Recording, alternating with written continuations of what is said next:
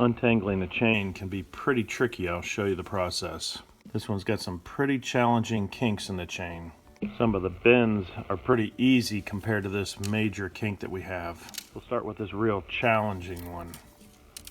Lightly grab each part of the chain and just kind of work it and lightly pull, press in the direction that the grain is. There we go, that's looking a lot better. Now that the grain is where it needs to be, take your fingers and just very carefully work it back and forth like this. You can work it in both directions and just feel where the tension is. Now that this kink is feeling a little better, we'll keep moving until we feel the next one right here. This one looks in pretty good shape. Just keep working it back and forth. Then the entire area that we worked, just kind of work it back and forth and just feel for the next kink. This one's a bad one right here. We'll carefully guide this one in until we can get the correct grain of the chain.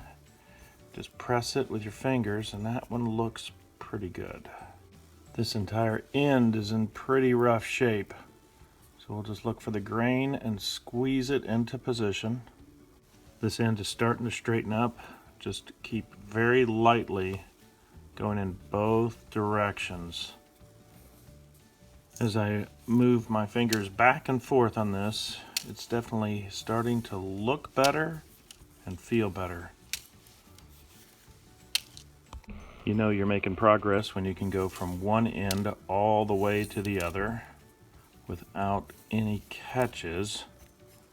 And right there we are. We'll pull the entire chain on one thumb. Oops, here's a little bit of a catch. I'm able to drag it between my fingernails now, and you can see this looks a lot better. So a chain that looked almost unfixable looks like a new chain again.